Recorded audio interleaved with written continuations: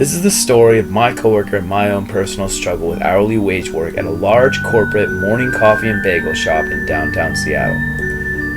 Though other hourly wage workers have similar problems, some of the problems portrayed here are unique to early morning food industry workers in a large corporation. Aside from management, employees are given very little control of their hours of employment and are rarely given the ability to work full-time on an hourly rate. Often promised full-time employment in the hiring process, employees once hired are never guaranteed hours.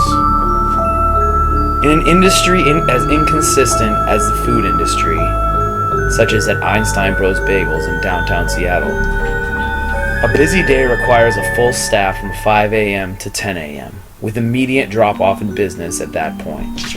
This requires employees to be sent home early and often not work a full shift. For this reason, many employees are forced to acquire second jobs and work unreasonable hours at multiple locations in order to make 40 hours a week.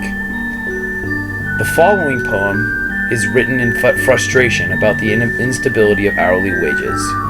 It is called Hourly Struggle. There is no guarantees this week, or any.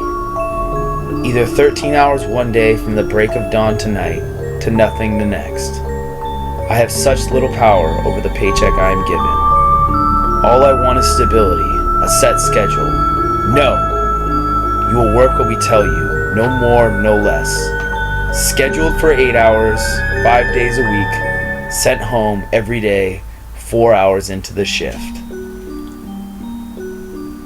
They say they need you just in case, then send you home when business slows. I need to pay my rent, my car, and my bills. I need more hours. You can work on weekends at the other store. I can't make it to that store. Not our problem.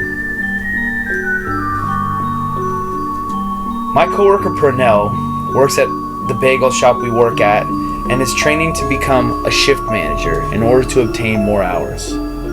He has 2 kids, a 4-year-old girl and a 1-year-old boy. He is the only income his family receives. This is an interview that I conducted with him on our break.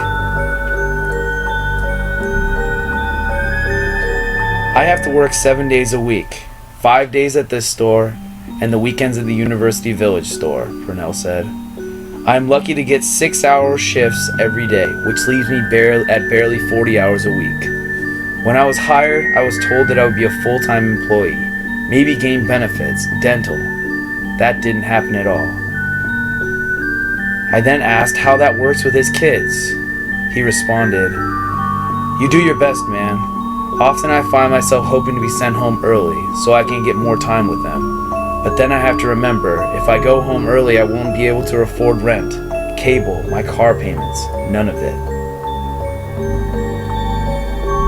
Often the only hours available to work when complaint is made to management is given at a store that takes a long commute from one's own area.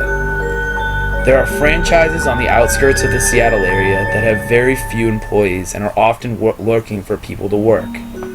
This means commuting for an hour or more to work a short 4 or 5 hour shift with no compensation for the commute. Often these stores need work in the earliest hours in the morning, when only a single bus will get one there on time. My bus, personally, leaves at 4:21 a.m. I cannot drive to work because there is no employee parking. The following is a poem that shows the difficulty of taking the Metro bus in order to work such an early morning shift.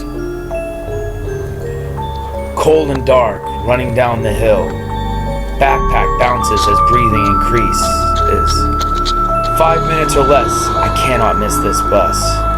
Sprint across the street, my heart is pounding. I feel like this daily routine is killing me. Legs start to burn, lungs follow suit. Cannot miss this bus, cannot be late. Lights in the distance, the beeping of the bus faint. Pick up the pace, don't slow down, cannot be late. The bus pulls away, damn. Next bus is in an hour. I guess taxi it is. This poem explores some of the difficulty one might encounter traveling to work in downtown Seattle at a job where the security of one's employment is always an issue. One time being late might be the only time you get written up or fined. This is significant because this is an untold story that many people don't know of. There is not very much advocacy for hourly wage workers, and though there's fight for a minimum wage increase, that doesn't do anything for hours that are not guaranteed